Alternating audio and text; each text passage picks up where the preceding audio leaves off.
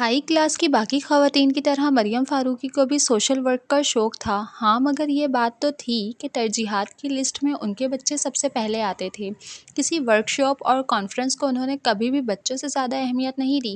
اس دن بھی کلب کے ممبرز کی جوائنٹ میٹنگ تھی، مگر وہ معذرت کر کے اٹھ گئیں۔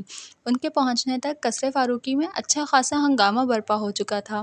لان چیئرز کے ساتھ رکھے ٹیبل سے غباروں کا ایک گچھا بڑے اہتمام سے بندھا ہوا تھا اور شوخ رنگ کے ہر غبارے پر ہیپی برتھ ڈے لکھا نظر آ رہا تھا۔ راہداری میں بھی ایسے غبارے ہر جگہ بندھے تھے۔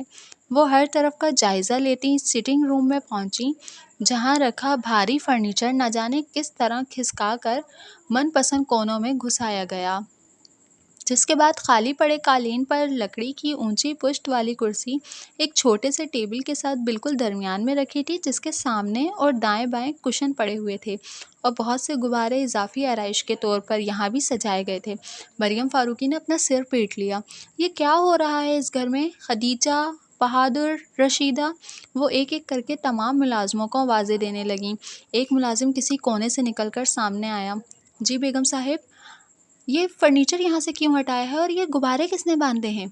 جی وہ مریم سمجھ گئی۔ اچھا، تو یہ ان تینوں کی حرکت ہے۔ کہاں ہیں یہ تینوں؟ کچن میں۔ اب وہاں یہ لوگ کیا طوفان مچائیں گے؟ وہ بڑبڑاتی کچن کی طرف چل پڑیں۔ ڈائننگ روم سے باہر تک سنائی دیتی کہکوں سے پتہ چلتا تھا کہ وہ تینوں اپنی پسند کا کوئی کارنامہ کر چکے ہیں، اور کچن کے دروازے سے داخل ہوتے ہی ان کے خیال کی تصدیق بھی ہو گئی۔ کچن اس طرح پھیلا ہوا تھا جیسے دو طاقتور فوجوں کے بیچ گھمسان کا رن پڑا ہو۔ فرش پر پڑے عجیب سے آمیزے سے بچتے ہوئے ان کی نظر بہادر پر پڑی۔ وہ دونوں پیر اٹھا کر اسٹول پہ رکھے بیٹھا، دونوں ہاتھوں سے اپنا کھچڑی بالوں والا سر پکڑ کر بند آنکھوں سے آگے پیچھے جھولتا ہوا جیسے اپنے اندر اٹھتے ابال کو دبانے کی کوشش کر رہا تھا۔ اس پر سے نظر ہٹا کر انہوں نے کچن ٹیبل کے گرد کھڑے اپنے سپوتوں کو دیکھا، جو سامنے رکھی پلیٹ میں کوئلے جیسی چیز کو دیکھ کر بری طرح ہنس رہے تھے۔ یہ کیا لگا رکھا ہے تم تینوں نے؟ اور یہ کیا چیز ہے؟ نہ چاہتے ہوئے بھی وہ جھڑک کر بولیں، ساتھ ہی پلیٹ میں رکھے عجوبے کے بارے میں سوال کیا۔ کیک، عزیر نے بڑی سادگی کے ساتھ یک لفظی جواب دیا، جبکہ باقی دونوں صورتحال کی نزاکت کو دیکھ کر خاموش رہے۔ یہ کیک ہے؟ وہ حیران ہوئی۔ کس نے بنایا ہے؟ آپ ہی نے، وہ فوراً بولا۔ تانیہ نے کھینچ کر ہاتھ اس کی گدی پر مارا۔ اس وارننگ کے ساتھ ہی اس نے بیان بدل دیا۔ نہیں، عمیر نے۔ میں نے کب بنایا؟ اس نے آنکھیں دکھائیں۔ تم لوگ کبھی چپ بھی کر جایا کرو، وہ ڈانٹ کر بولی۔ اور تم، وہ تانیہ کی طرف مڑی۔ حد کرتی ہو تانیہ، بڑی ہو، بجائے اس کے کہ بھائیوں کو ٹوکو تم بھی ان کے ساتھ مل گئیں۔ ہم تو بس دادا جان کے لیے برتھ ڈے کیک بنا رہے تھے، اس نے کمزور سی آواز میں صفائی دی۔ عمیر نے اس کے جملے کو اچک کر کہا، وہ الگ بات ہے کہ اوون سے کوئلہ برآمد ہوا ہے، اور وہ تینوں کھی کر کے ہنسنے لگے۔ وہ کچھ نرم ہو کر بولی، کیک میں بیک کر دیتی ہوں، مگر ایک شرط پر۔ کیا؟ وہ تینوں ہم آواز ہو کر بولے۔ جتنی دیر میں فریش ہو کر آتی ہوں تم تینوں کچن صاف کرو گے، اور بہادر صرف نگرانی کرے گا۔ اٹھو بہادر، اور دیکھنا ان میں سے کوئی بھاگنے نہ پائے۔ وہ جا چکی تو بہادر سینہ چوڑا کر کے اسٹول سے اٹھ کھڑا ہوا۔ چلیں عمیر صاحب، آپ فرش صاف کریں، اور تانیہ بیوی، آپ عزیر صاحب کے ساتھ مل کر برتن دھوئیں۔ اتنا ماروں گی نا، یاد رکھو گے؟ تانیہ نے دھمکانے کے انداز میں ہاتھ اٹھایا تو بیچارہ بہادر وہیں دبک گیا۔ عمیر نے ڈسٹر اٹھایا اور جا کر بہادر کے ہاتھ میں دے دیا۔ چلیں بہادر صاحب، فرش صاف کریں، پھر آپ کو برتن بھی دھونے ہیں۔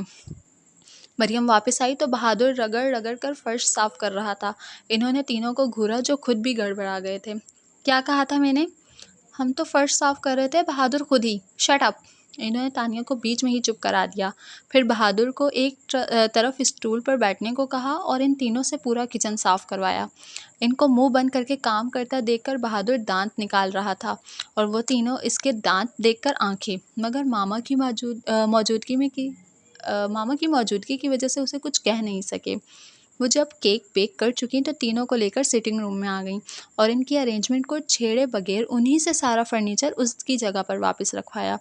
اٹھواتے وقت انہوں نے صرف آرڈرز دیے تھے، اب خود بھاری فرنیچر اٹھانا پڑا تو عقل ٹھکانے آ گئی۔ ہائے ماما، بازو دکھ رہے ہیں۔ فرنیچر سیٹ کر کے تینوں قالین پر ڈھیر ہوئے کرا رہے تھے۔ جتنا چاہے شور مچا لو، مجھ پہ کوئی اثر نہیں ہوگا۔ انہیں بھی پتہ تھا ماما پہ کوئی اثر نہیں ہوگا، اس لیے جلد ہی کرانا بھول کر کیرم کھیلنے بیٹھ گئے، اور ساتھ میں مریم کو بھی ملا لیا۔ 9 بج گئے ہیں ماما، میں دادا جان کو بلا کر لاتی ہوں، کیک کاٹ لیتے ہیں۔ 9 بجتے ہی تانیہ اٹھ گئی۔ اپنے پاپا کو تو آ جانے دو۔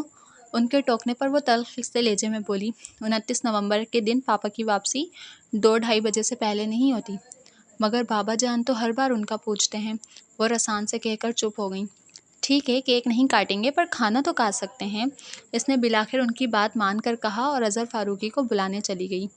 دروازے پر ہلکی سی دستک کے بعد کوئی آواز نہیں ابھری تو تانیہ نے دروازے کی ناپ پر ہاتھ رکھ کر ذرا سا گھمایا اور دروازہ بے آواز کھلتا چلا گیا۔ کمرے کی ہلکی زرد روشنی میں تانیہ نے اندر جھانکا تو نگاہ سیدھی قدیمی طرز کے بنے گیس سے جلنے والے آتش دان پر لگی تصویر پر پڑی، اور ہمیشہ کی طرح آج بھی تانیہ کو وہ تصویر سانس لیتی محسوس ہوئی۔ اظہر فاروقی آتش دان کے سامنے راکنگ چیئر پر بند آنکھوں کے ساتھ نیم دراز تھے۔ ریڈ ڈائری بند ان کے سینے پر رکھی تھی اور ایک ہاتھ اس ڈائری پر تھا، دوسرا ہاتھ بے جان سے انداز میں ان کے سنہری فریم کی اینک کو پکڑے گود میں دھرا تھا۔ آتش دان روشن تھا اور کمرے میں پھیلی زرد روشنی اسی سے نکل رہی تھی، جس نے ماحول کو پراسرار بنا دیا۔ تانیہ نے آہستگی سے دروازہ بند کیا اور دبے قدموں چلتی ان کے سامنے کارپیٹ پر بیٹھ گئی۔ انہیں آواز دیتے ہوئے وہ ہچکچا رہی تھی کہ کہیں وہ سو نہ رہے ہوں۔ پھر کچھ سوچ کر اس نے اپنا ہاتھ ان کے گھٹنے پر رکھ دیا۔ کرنل اظہر فاروقی بہت زور سے چونکے۔ یہ انداز تو کسی کی پہچان تھا۔ انہوں نے تڑپ کر اپنی آنکھیں کھول دیں مگر انہیں دکھائی ہی نہیں دیا۔ تانیہ نے انہیں آنکھیں کھولتا دیکھ کر کچھ کہا تھا مگر انہیں کچھ سنائی ہی نہیں دیا۔ ان کی آنکھیں کسی اور ہی منظر میں الجھ گئی تھیں۔ ان کے کان اس آواز کو سن رہے تھے جسے ایک بار اور سن لینے کی خواہش برسوں سے ان کے دل میں تھی۔ تانیہ کے ایک غیر ارادی عمل نے انہیں بہت پیچھے دھکیل دیا۔ Happy birthday to you, happy birthday to you, happy birthday dear papa. آتش دان کے سامنے راکنگ چیئر پر نیم دراز اظہر فاروقی نے اس کی گنگناتی آواز بھی سنی تھی اور اس کا اپنے قدموں میں بیٹھنا بھی محسوس کیا تھا، لیکن پھر بھی وہ بند آنکھیں کیے اس پل کو انتظار کرتے رہے جب وہ ان کی ساری تھکن سمیٹ لیتی، اور پھر اس نے بہت آہستہ سے ان کے گھٹنے پر ہاتھ رکھ دیا۔ اظہر فاروقی نے دھیرے سے آنکھیں کھول کر آسمانی رنگ کے کپڑوں میں ملبوس اس آسمان کی پری کو دیکھا جس کے چہرے کے گرد بکھرے لمبے سنہری مائل گھنے بال رات اور چاند کا عکس لگ رہے تھے۔ وہ دھیرے سے مسکرا دیے۔ وہ کھلکھلا کر ہنس پڑی۔ ہیپی برتھ ڈے بابا جان۔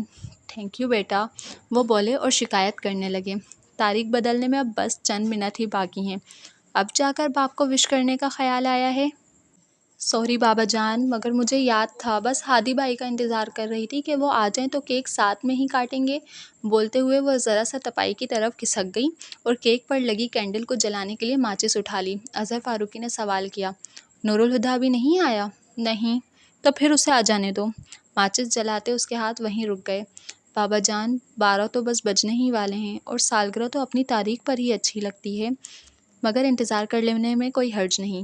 اپنی بات کہہ کر وہ اٹھے اور کھڑکی کے ساتھ رکھے اسٹڈی ٹیبل پر ترتیب سے رکھی کتابوں میں سے ایک کتاب اٹھا کر اس کے ورق پلٹنے لگے اور وہ چپ سی ہو گئی۔ پھر اس نے انگلیوں میں دبی ماچس کی تیلی کو جلایا اور جب رقص کرتے ننھے سے شعلے کا عکس اس کی آنکھوں میں چمکنے لگا تو پھونک مار کر ماچس بجھاتے وہ اٹھ گئی اور ساتھ ہی تپائی پر سے کیک کی پلیٹ بھی اٹھا لی۔ اپنے نظر انداز کیے جانے پر اس کے چہرے سے جھلکتی تکلیف جسے وہ آج اپنے دل میں محسوس کر رہے تھے، اس دن انہوں نے دیکھی بھی نہیں تھی۔ وہ دروازے تک بھی نہ پہنچی تھی کہ ہارن کی تیز آواز سنائی دی۔ ہادی بھائی آ گئے، کہہ کر اس نے پلیٹ واپس رکھی اور باہر کی طرف ڈور گئی۔ بھاگتے ہوئے لاؤنج سے گزر کر وہ انٹرنس ڈور کی طرف بڑھی۔ ٹھیک اسی وقت نور الہدیٰ دروازہ کھول کے اندر آنے لگے اور سامنے سے آتی لڑکی سے ٹکرا گئے، اور اس سے پہلے کہ وہ انہیں ساتھ لے کر دوسری طرف جا گرتی، خود سنبھالتے ہوئے نور الہدیٰ نے اسے بھی سنبھال لیا۔ ارے بھائی، آرام سے، گر جاؤ گی۔ اسے خود سے الگ کرتے ہوئے وہ بولے، بائی دا وے، اگر تمہارا ارادہ اولمپکس میں حصہ لینے کا ہے تب بھی دوڑ کر گریس جانے کی کیا ضرورت ہے؟ اسے خجل سا چھوڑ کر وہ لاؤنج کی سیڑھیوں کی طرف بڑھ گئے تو وہ پیچھے سے بولی، ہادی بھائی کہاں جا رہے ہیں؟ اپنے کمرے میں، وہ پلٹ کر بولے۔ جی نہیں، پاس آ کر ان کا بازو تھامتے ہوئے بولی، آپ میرے ساتھ چل رہے ہیں؟ تمہارا اس وقت آؤٹنگ کا پروگرام ہے؟ وہ گھبرا کر بولے۔ حالانکہ وہ تھک چکے تھے اور فوراً سونا چاہتے تھے، پھر بھی ان کے لہجے میں اکتاہٹ کے بجائے وہی نرمی تھی جو اس لڑکی کے لیے مخصوص تھی۔ نہیں بھائی، بابا جان کے پاس چلنے کو کہہ رہی ہوں، وہ کب سے آپ کا انتظار کر رہے ہیں۔ بابا جان ابھی تک جاگ رہے ہیں؟ وہ چونک کر بولے۔ اس کا مطلب آج تو دیر سے آنے پر ڈانٹ پڑے گی۔ اور پڑھنی بھی چاہیے، مگر اس وقت بابا جان آپ کی کلاس لینے کے لیے نہیں بلکہ اپنا برتھ ڈے سیلیبریٹ کرنے کے لیے آپ کے انتظار کر رہے ہیں۔ ارے ہاں، اب تو 29 نومبر ہے، وہ سر پر ہاتھ مار کر بولے، پھر اس کی طرف دیکھ کر کہا، اگر میں بھول ہی گیا تھا تو تم مجھے یاد نہیں کرا سکتی تھی؟ ایکسکیوز می، وہ برا مان کر کہنے لگی، آپ تو ہر سال بھول جاتے ہیں، ہمیشہ مجھے ہی یاد کرانا پڑتا ہے، ورنہ خود سے آپ کو اپنا برتھ ڈے بھی یاد نہ رہے۔ اوکے اوکے، وہ جلدی سے بولے، یہ جھگڑا بعد میں دیکھیں گے، ابھی بابا جان کے پاس چلو۔ پھر اس کے کندھوں پر بازو پھیلا کر ساتھ لیے وہ بابا جان کے کمرے میں آ گئے۔ آئیے برخوردار، کب سے آپ کا انتظار ہے؟ بابا جان انہیں دیکھتے ہی بولے، ہیپی برتھ ڈے۔ نور الہدیٰ بازو پر ڈالا کوٹ بیڈ پر اچھال کر ان سے بغل گیر ہو گئے۔ سوری بابا جان، اس بار میں بھول گیا۔ ان سے الگ ہوتے اسے کن آنکھیوں سے دیکھ کر وہ اسے چھیڑنے کے لیے بولے، اس نے منہ پھلا کر رخ پھیر لیا۔ چلیں بیٹھیں۔ انہیں صوفے پر بٹھاتے ہوئے ان کی نظر کیک پر پڑی تو پلٹ کر کیک کی پلیٹ اور ماچس اٹھا کر صوفے پر آ بیٹھے۔ پلیٹ ٹیبل پر رکھ کر انہوں نے موم بتی جلائی اور کیک کاٹنے کی چھری اٹھا کر بابا جان کو پکڑائی، پھر اسے دیکھ کر بولے، وہاں کیوں کھڑی ہو، ادھر آؤ۔ اور وہ آ کر بابا جان کی دوسری طرف بیٹھ گئی۔ دادا جان، کیک کاٹ لیں؟ کیا؟ بابا جان، بچے کیک کاٹنے کو کہہ رہے ہیں۔ اب کے ذرا دھیان سے انہوں نے اپنے آس پاس دیکھا۔ تانیہ ہاتھ میں چھری لیے منتظر سی ان کے سامنے بیٹھی تھی، جبکہ مریم دوسری طرف تھی اور عزیر سامنے بیٹھے تھے۔ سب کی طرف دیکھ کر پوچھا، نور الہدیٰ نہیں آیا؟